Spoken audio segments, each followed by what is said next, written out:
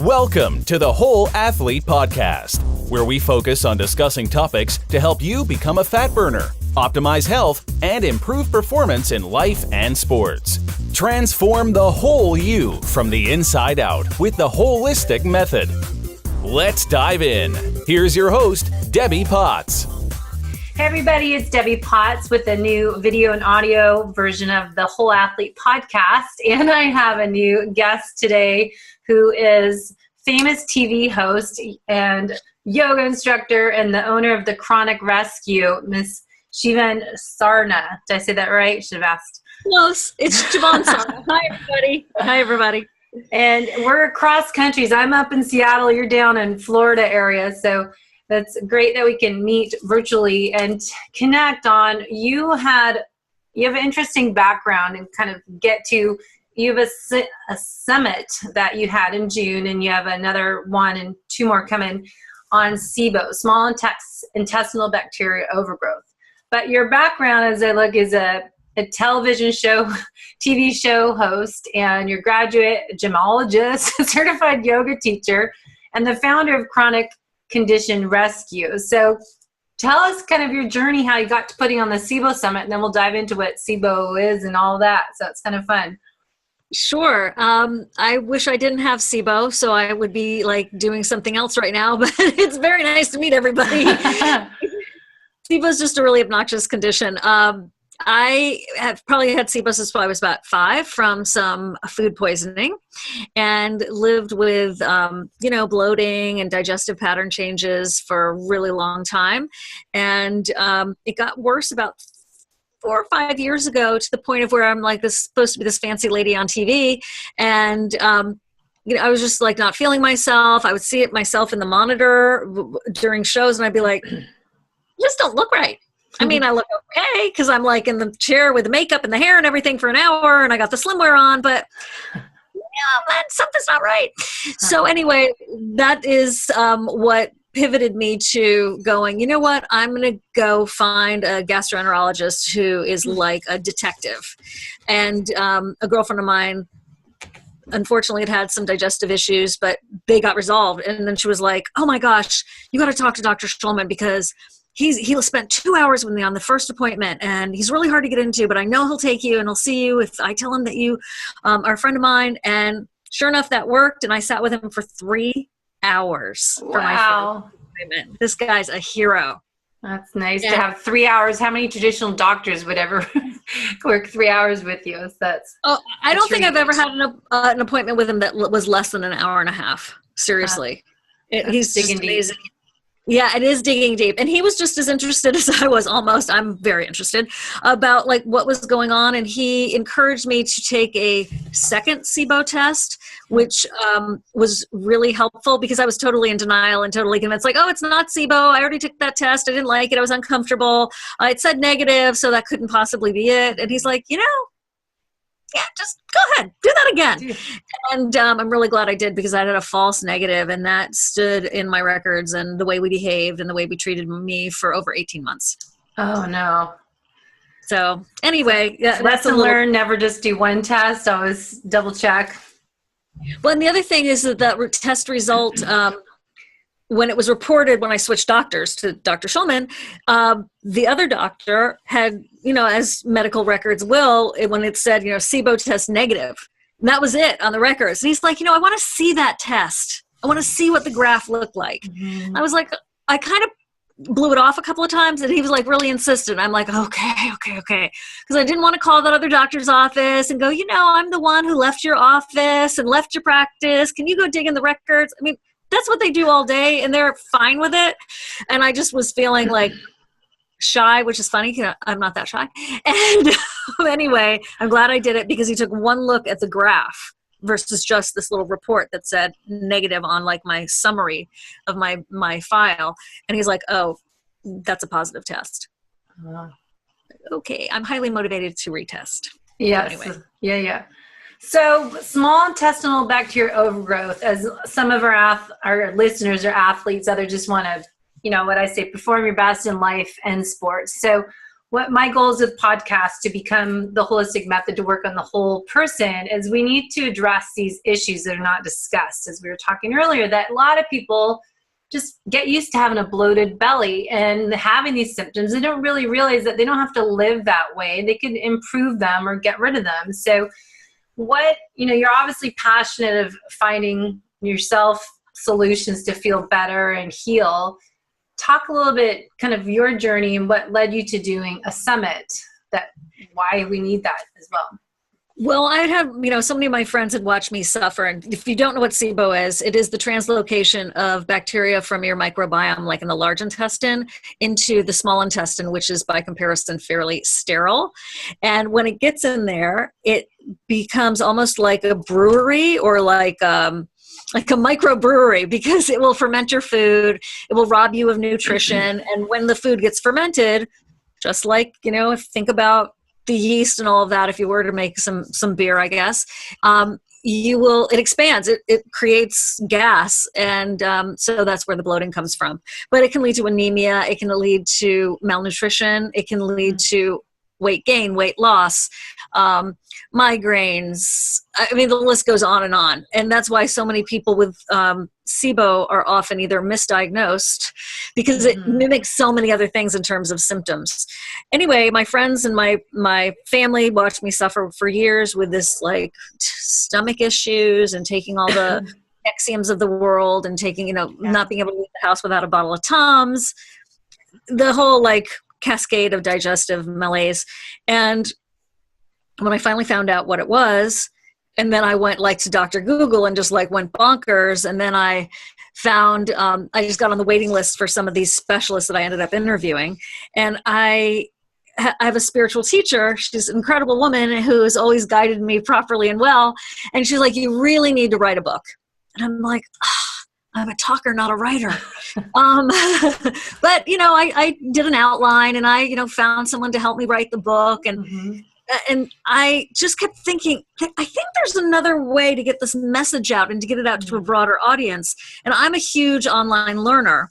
And I also was, taking advantage of all these free online summits. And I'm like, why don't I do a summit? Yeah, that's what I'm going to do. I'm going to do a summit. Yeah. And I reached out to my doctor, Dr. Allison C. Becker, who's a SIBO specialist, one of the people that I stalked her website until I finally got an appointment. Yeah, master. And then I was very persistent and I would book 8 appointments at a time on her little online scheduling thing. And meaning 8, yeah. Not reserve 8 that time. Yeah, we reserve that time going forward. And when I asked her, she was like, oh, not only do I want to be on your summit, I want to be a colleague with you in creating. And I was like, well, fantastic. And that's what we've been doing for over a year. And in the first SIBO SOS Summit, I interviewed over 20 people, which were practitioners and doctors and patients who had success in treating SIBO. And then I didn't finish the conversations as much as I had wanted to, but I knew that 20 interviews wasn't going to be enough. And so I actually just finished interviewing 40 more. 40 more people, different people, or did you do the same people? Some overlap, but different conversations, like continuations. And then also the Facebook group for the SIBO SOS Summit kind of sprouted overnight. That was my online, whoa, this is real kind of moment. And what happened was I put surveys in the Facebook group and said, what are you looking for? What are the questions? What would you ask a SIBO expert if you could sit down with them for an hour? So I went and I harvested all these questions, and then I went back to some of the original speakers as well as some new ones and asked them those questions. So it's a summit by SIBO patients, for SIBO patients, and practitioners. Yeah. So we also do come at it from if you're treating people with SIBO in your practice, what should you be thinking about? That's so great. As we said before, I think a lot of people don't even know that they have SIBO. So, where to start is, online summit that's free, that you can get top people from around the country and probably even out of the country to help you learn what it is that you might be able to get some help and just get started, and then find someone locally to really get one-on-one treatment. Because I myself, with my adrenal exhaustion, starting back in 2013, I wrote my book, Life is Not a Race, that I wrote about my whole journey, is that I saw like almost 10 different people trying to figure it out, and even started to get better. But I've had, back and forth. You take one step forward, two steps back, because once you have that, type A overdoer, overachiever personality, you always have to watch yourselves. But the point is, I didn't find really as much solutions to helping myself and others until I did a nutritional therapy practitioner program this year, that you learn so much of the root cause and starting from the brain and how the brain and the gut. I mean, there's so much that we're not educated on, and learning from even a lot of naturopaths in the area, unless I think you have to, like what you're doing, specialize, find those specialists, because there's so much you can focus on as a practitioner naturopath. So you have to find those people that's what they just focus on, SIBO, or that's what they focus on, whatever else. But it is a specialty to get help with. It is, and they don't really teach it in medical school for more than like a couple of pages in the medical books. So you do need to find someone that has decided to take it on as a passion. And it is not just an obnoxious condition, but it is an insidious condition, because it is really hard to treat, because it's hard to find the underlying cause. It could be scar tissue, it could be adhesions, it could be like mine was, which is an autoimmune response to food poisoning. It could, and so this is really important. If you've ever been out and somebody else at the table got food poisoning, but you didn't, right? And so really, well, we both had the fish. That's so interesting. You got food poisoning, I didn't. One of the reasons that might happen, that I found fascinating in terms of an explanation, is that person that got sick may have had a history of food poisoning, in which case their immune system is geared differently and less resilient than maybe you, who haven't had as much food poisoning. So I've always wondered about that. Like, how come I got sick and they didn't? We both had, the salad, and that's one of the reasons why. So there are a lot of reasons and underlying causes, and you need to find a practitioner who's willing to dive deep and help you figure out what your underlying cause is. So let's start, the summary of what you've learned working with all these amazing people, what symptoms are, and then kind of basic treatment. So the problem, right, is this translocation or misplacement of bacteria into the small intestine. And when that happens, it's either a hydrogen-producing organism or a methane-producing organism. And it does cause the bloating, and the digestive pattern changes. It can be constipation, diarrhea, alternating constipation, diarrhea. It's the number one cause of IBS.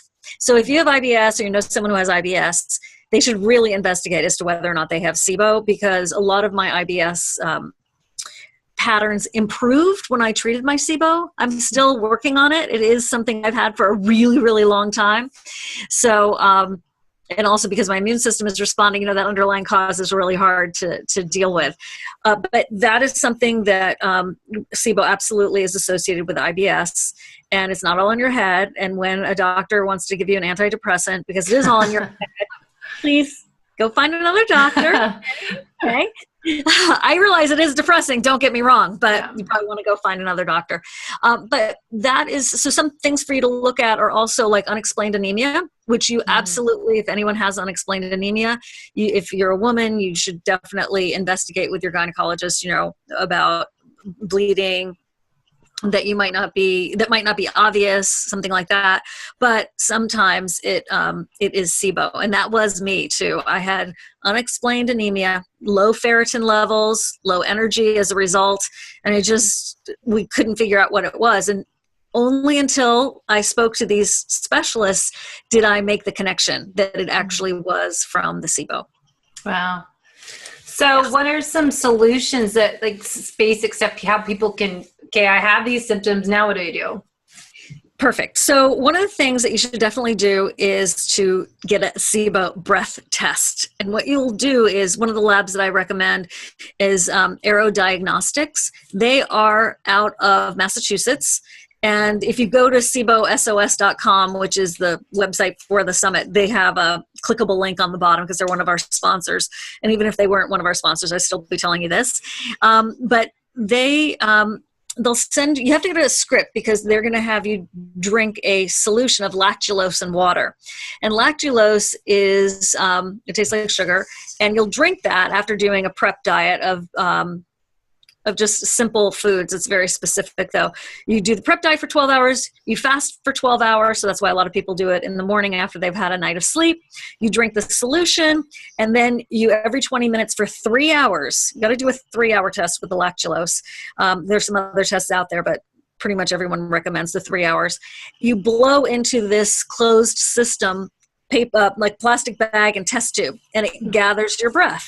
So think about it, you're effervescing, right? These hydrogen and potentially methane molecules, and it's captured, and then they track it on a graph, and based on how that lactulose is traveling through your intestines, it will reveal where it is in your intestine that you have the overgrowth, as well as if you do have an overgrowth. So getting tested is super important, so you'll know what to treat.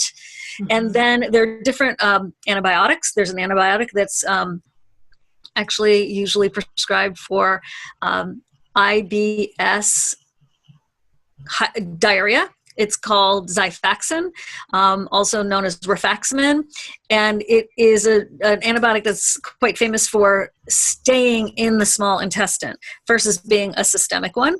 And then there's also antimicrobials that you can do, which includes things like neem, berberine, a berberine complex, that's golden seal for those of you who are sort of more familiar with the root and the herb concept there. So there's some very specific protocols that Dr. Allison C. Becker and some of her colleagues have put together over the years, and we talk about them over and over again and in different ways and different tips and techniques in the summit. That's great, because that's why in nutritional therapy we treat everyone as individuals. So we do hands-on testing, palpations, and you can test. They do muscle testing too. What supplements does your body need? What is it asking for? And what part of your body is kind of not functioning correctly? So it's a great thing to supplement with that, because I think so many people just get the same program and it might not work for them. And so being it more individualized, like, okay, what supplement you don't, because I used to always like listen and read everything. I had this huge bag of supplements, and I listened to Dr. Keelish and Dean Krazin, what's his last name that he was on your list? Yeah, I read his book, and I saw a chiropractor that, you know, did his program. So I'd have all this different supplements of stuff I would read and watch on these summits that it's like, all right, you know, what does my body need? I don't need these all 20 bottles of supplements and they're not even working. So it's great to work with someone that's a practitioner that can really help you find what does your body need and not just overload by reading and listening to all this stuff. Because that's a big mistake I did you're like, I need help now. You stress yourself out trying to find that solution. Oh, believe me, I've been there. I spent thousands of dollars on supplements over the past couple of years. And I mean, it looks like a whole health food store in part of my house. I like a bookshelf for them. Yeah. But, one of the things I want to make sure we cover is that if you are a trainer or you are an athlete, this happened to me, and it breaks my heart that it happened to me, but I want to make sure it doesn't happen to you. And that is that I was standing there on the treadmill with my trainer about 4 or 5 years ago, and I just lifted up my shirt a little bit to show him my belly, and I was like, okay, look, we are busting butt over here. We are doing all this stuff, and this is not getting smaller. And I'm not a fat person, nor am I like super skinny. A friend of mine says, you're not fat and you're not thin. Okay, fine. I'm normal. Exactly. So I just like kind of pounded on my tummy, and it like kind of sounds like a bongo or a balloon or something. And he's like, I got to tell you, I have no idea. And this is a guy who like deals with people's bodies all the time. He's a bright guy, great trainer, and he just really, truly didn't know it. Neither did I. But we kept like trying to work on my abs and stuff, and this just was not moving at all. Yeah. Because it didn't have to do really with my musculature. It had to do with the fact that I had a balloon coming from the inside of my body protruding out. So if you know someone who has that kind of protrusion at the belly, who has a bloated tummy, whatever you want to call it, chances are they could have SIBO. So it's something to help them with and maybe do a little investigation with. And as a TV host, I've also worked with some of the most famous elite celebrity personal trainers. And I've talked to them I'm like, hey, do you know about SIBO? And they're like, huh? So I don't know, like, what in the world, like if they had a celebrity come to them that was already a 10 and this poor woman or guy would have a bloated belly, they'd be like, I don't know what to do with you. I have no idea. And it's a real self-esteem robber as well, especially if you don't know what it is, because you can start to think like, oh, maybe I am getting fat, but it's not fat. It's very confusing. Yeah. That's why kind of what I got to, how I got here now is that same thing. I've been a personal trainer for 25 years. And I know I wrote kind of this, my personal story in my book, Life is Not a Race, kind of how I got to this, that I started going, okay, I can't train people and get results. You know, it's not about training them 5 days a week and really transforming their body into this supermodel, that it's a lot more. And then I created this holistic method model that you have to work on nutrition, sleep, stress, digestion, your gut health, and hydration, and of course exercise, but happiness. And I think so many times trainers just in our whole society, we just look at it, we need to exercise more and eat less to get healthy. And that's kind of what led me on all these different courses and certifications I've done over the years, and doing the podcast, is that we need to get the message out. It's not, if you're exercising all the time, you're not getting the results you want, which most people are not, it's probably something else going on. So it's just, thank you for sharing your story, because that's a great example. But just with endurance athletes, if people are doing Ironman, triathlons, you know, I'm Ironman Hawaii World Championships coming up here this month, and there's a lot of people that train for that many hours. And that's one thing I started thinking, okay, here I'm training my butt off 20 hours a week, competing at a high level. Well, if it was really calories in, calories out, why am I not a skinny rail? You know, and then you look at all these people at the races who are competing at different intensities, different levels, and they're not petite. And so I think a lot of it, people just think exercise is the only thing. I'm healthy if I exercise. But kind of to explain how this part of looking at taking care of your whole health from your gut health, why is that important for performance for sports, but also, of course, for life? That microbiome, man, if that is whacked out, you are not going to get the results you want in your health. And that's just all there is to it, much less your body mass and your body weight. On the summit, it is going to be free for everyone to listen to from October 21st to the 29th, 2017. Every day in your inbox, you'll receive several of the interviews, like 4 to 6. It depends on the topics. And you can listen to them for 48 hours. And then the next day we put in another batch in your inbox, and you can listen to those for free for 48 hours. And the people that I talk to are hormone specialists, all working with SIBO in one way or another. We've got, a specialist for hormones, specialist who does candida and SIBO. Folks who, one man has been a gastroenterologist, a naturopath, Dr. Shivan Sarna for 40 years. This guy talked to me about a hypermobility condition where if you can touch your thumb to your forearm, then you definitely need. Can you do that? I can. And I was like, what? You can't? That's far, far away. Like, I totally find, right, I didn't know that everyone else couldn't do this, guys. I just thought it was normal. Anyway, it could be a collagen condition, a degrading of your collagen, which can lend itself to having more lax organ support in your body, which can lead to digestive issues. So we really went deep and wide, and a lot of the questions people were asking on the Facebook group that I got to ask was about thyroid, fatty liver disease, genetics and SIBO. I mean, some phenomenal questions like, what if you don't have a gallbladder? How could that impact SIBO? And that whole adhesions piece with Larry Wern from Clear Passage, who they've been doing so many innovative things. I don't know if you had a chance to watch that session from the first summit, but one of the things that they do is help women actually become able to have kids, right? So infertile women come and they go through this program of hands-on visceral manipulation, and then it's called Clear Passage. It opens up the tubes of their body, right? Their fallopian tubes and the like, because they're releasing the adhesions, which are actually made of collagen, that are like 30 or 40 times stronger than steel.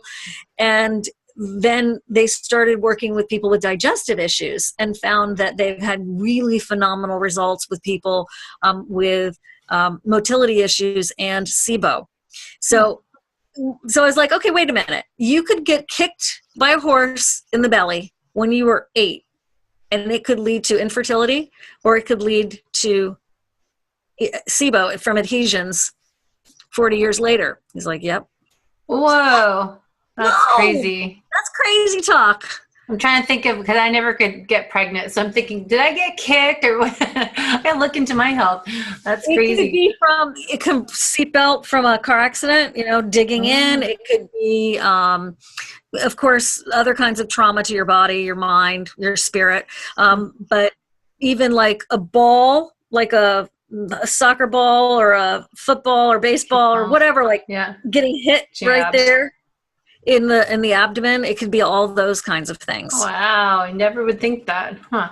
So what are some common questions that the Facebook group are wanting more information of? Like, because they're experiencing that. It was probably interesting to see what people want to learn more of and what they're not getting help with. They're definitely curious about what to eat, and no one wants to hear what you were saying before as an individual.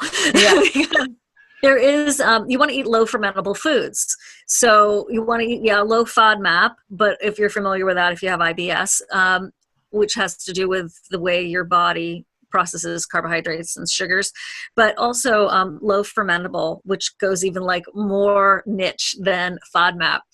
So you may be able to eat a white potato, but I can't because it'll bloat me. And it's just, or maybe I can have 3 bites of a white potato, but if I get into like a little bit of a bigger portion, that's enough to trigger enough of a fermentation action in my body to really create a level of discomfort. So a lot of people are asking about the food piece because it is a very specific diet. And the diet doesn't cure SIBO, it just manages the symptoms. So that's really important because a lot of people think that the diet cures SIBO, and it just simply doesn't, but it does manage the symptoms. That's the important part for people to realize that, well, they need to know that's important because most people just want a pill to make so they can eat whatever they want, but then they still need to take the supplements and nutrients that they need to heal, treat the gut. Yeah, and to be able to have enough nutrition to have your body perform, especially if you're an athlete, because you're just going to be draining your adrenals and just going back to the reserve over and over again, and the nutrition isn't going to be there because the organisms eat that nutrition before you even get a chance to utilize it in many cases. So a lot of people are asking about that piece. A lot of people want to know about other major health issues. They've got rosacea, which may not be a major health issue, obviously, but if you have it, it's annoying as heck. But also restless leg syndrome. That was really interesting to me, that there is a correlation between restless leg syndrome and SIBO. I had body's all connected. Yeah. Do you know growing pains, like when kids are, I had them. Right. It's excruciating. Yeah. Oh my gosh. I remember my poor parents were I was inconsolable. I was just in so much pain. But that happened to me right around the time that I probably got SIBO. So I'm curious if that was the reason for my growing pains. I'm not sure. But it just leads to a lot of other questions, right? So you can see after the first rabbit hole. A lot of rabbit holes. I needed to do the second one.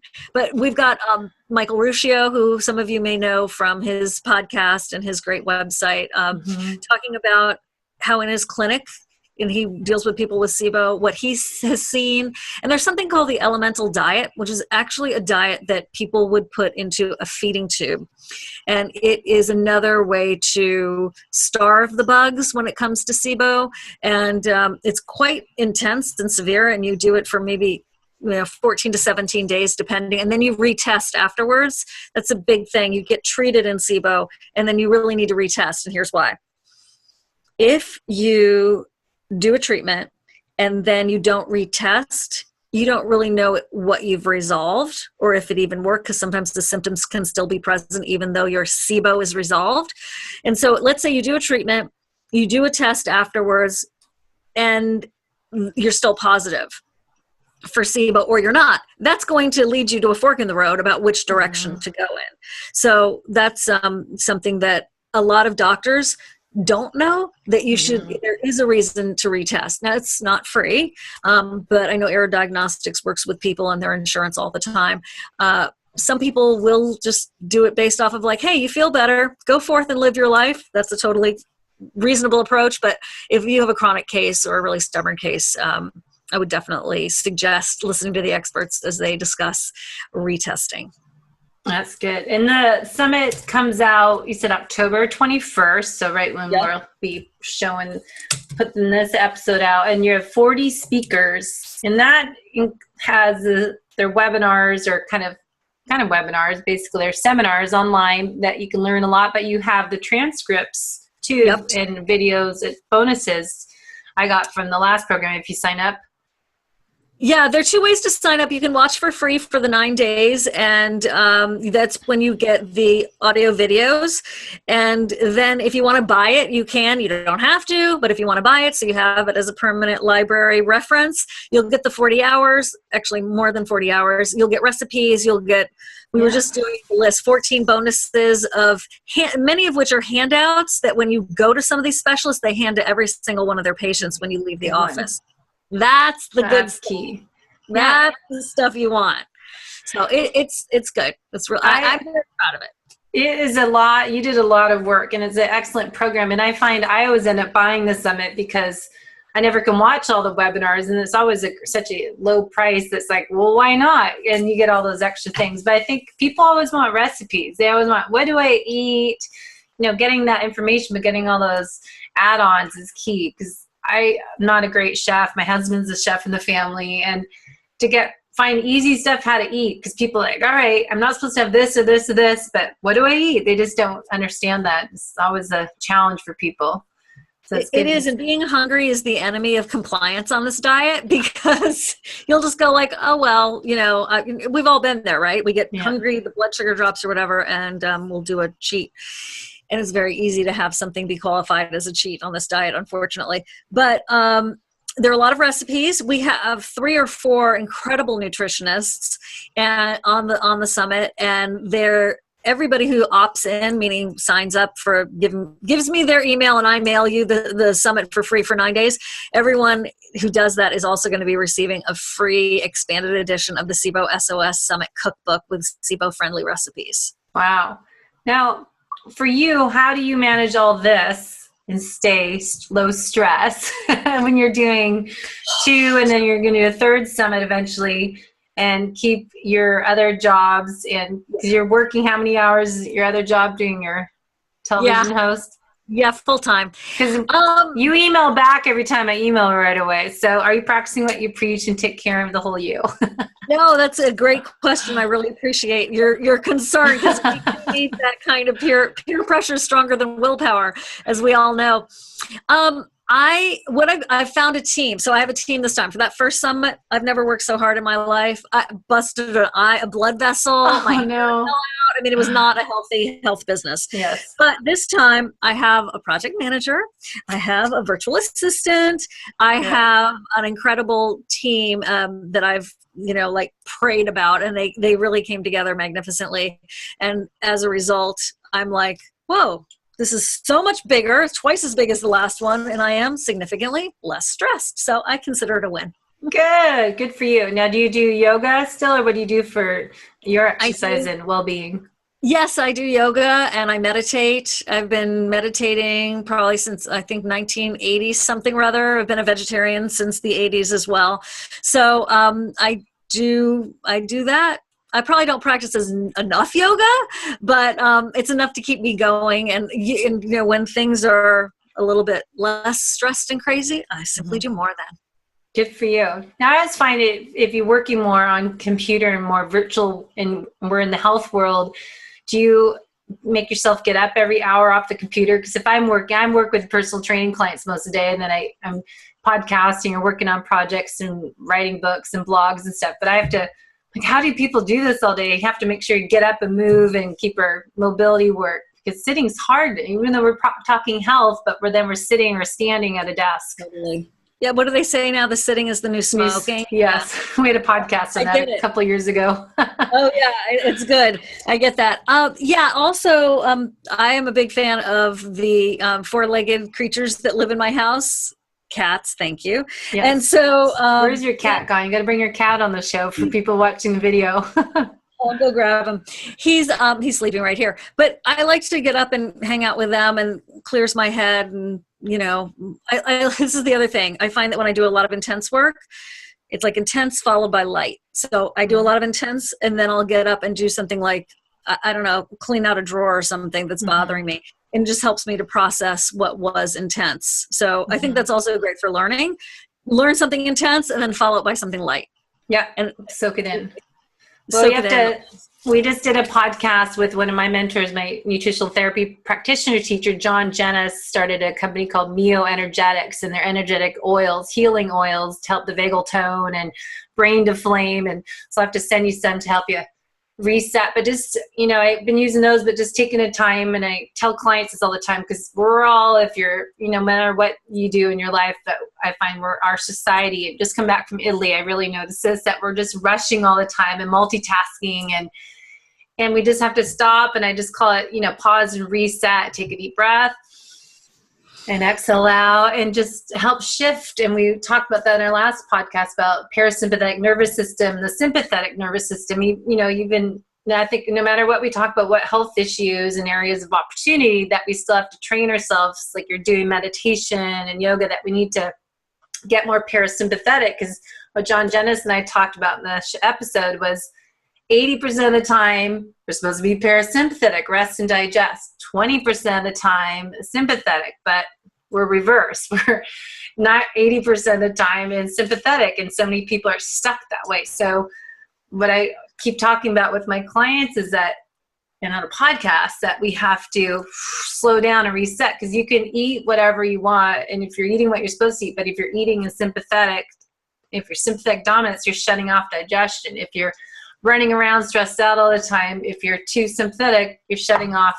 If you're not sleeping, it's just crazy how, it starts up here in the brain, how we train ourselves. And we're talking about neuroplasticity. So I love how this kind of all overlaps with each other, because SIBO and our microbiome and our gut health is, all that's so important, but it's a gut-brain connection. And I think we all need to take time to pause and reset and slow down, especially when we're eating and working, that we're not multitasking. And everyone should go to Italy or Greece, where I just went for a couple of weeks, and you like, this is how we're supposed to eat. And we have to actually ask for the bill and say, we're ready, instead of just in and out there in 10 minutes. So just my little tidbit from post-vacation and just working on all this. It's like, slow down, pause, reset. So anyways, I just thought I'd share that. No, absolutely. And the research that has been talked about the connection of the vagus nerve and the gut and SIBO is really fascinating. And that's where Datis Karazian has done a lot of informing. And we had him on the first summit. It's just fascinating and so generous. Yeah, it was good. That's a great book he has. I have it. Why Do I Have the Thyroid Symptoms? That book I have. Yeah, I think it's a really long title. It's Why Are My Test Results Normal, But I Still Have Symptoms, basically. Yes. Yeah. And then he's got a brain book. He's got a SIBO book as well. He's smarty pants. I've just been blown away by the community and how generous they've been with their information, and how blessed we are to be able to have this as a resource.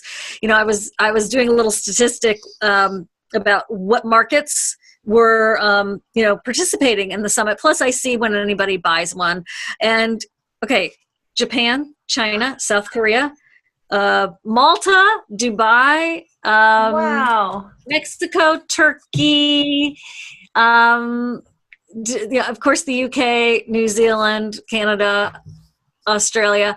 I'm just so excited that this is, even though there are not a lot of people, but I hope it spreads. I'm so excited that the word is getting out, because if I was confused here in this vast universe of information in the States with specialists, even though I had to look high and low for them, can't imagine what it would be like if you lived maybe in Malta or Greece or Ireland. Yeah. We've had some people come in from, and you don't have a specialist there, and you don't have the information there. And the fact that they even are interested or know what SIBO is really, really exciting to me, because I don't want anyone to go through what I went through. Yes, I know. That's kind of what I'm doing with my book and the podcast.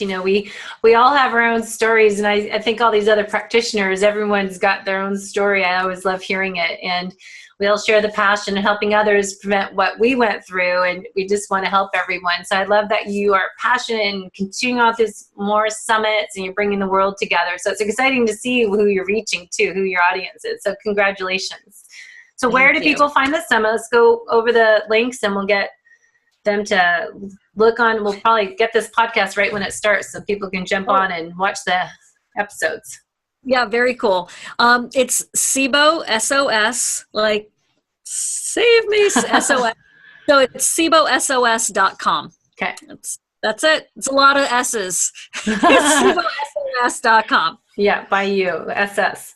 Great. Yeah. Well, thank you so much for everything you're doing to the community, and I'm happy to help get this word out to you, to the athletes of the world, and get everyone taking care of their whole selves from the inside out, because as you said, you can't just keep exercising more and more and try to get rid of that belly fat. Might be something else going in that you might want to investigate a little further and get to the root cause of why you have a bloated belly and discomfort. So don't just live with it. It's not just the way things are. You can feel better. So thank you for helping educate us, and we'll get all those people. There's 40 seminars, and you can go back to the last seminar in June, the summit, and there was tons of information on there. So we'll get everyone a little more educated, help everyone feel better.